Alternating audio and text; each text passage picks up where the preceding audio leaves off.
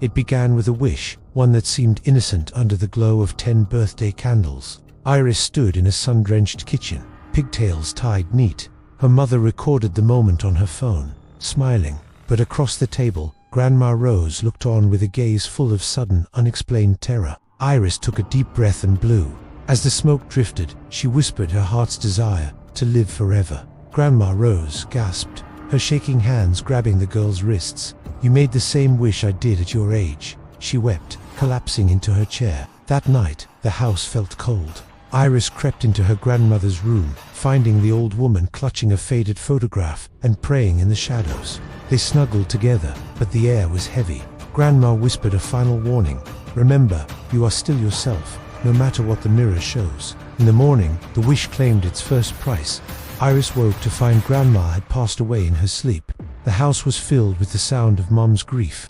Days passed, but the mirror began to betray her. In the clinical light of the bathroom, Iris found a single coarse strand of grey hair among her pigtails. Suspicion turned to dread. She checked the doorbell camera. At 3:33 a.m., an expressionless woman in white, looking like a younger Grandma Rose, watched their door. Then, the acceleration began. Over the next week, Iris aged decades. By day 4, her skin crinkled and her height surged with painful growth. By the 7th day, a 17-year-old woman stood where the child had been. Mom looked on in horror as Iris spoke in a voice far too deep for her years.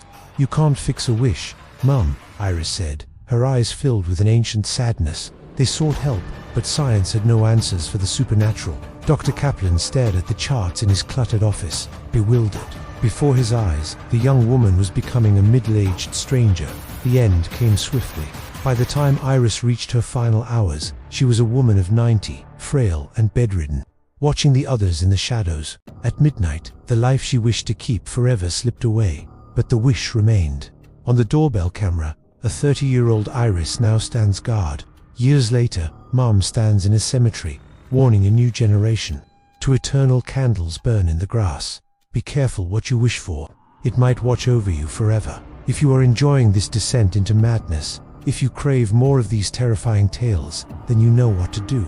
Subscribe, follow, and hit that notification bell. Comment below with your theories of what else could be happening next. What would you do in this situation? Because this is a tale about what is truly out there.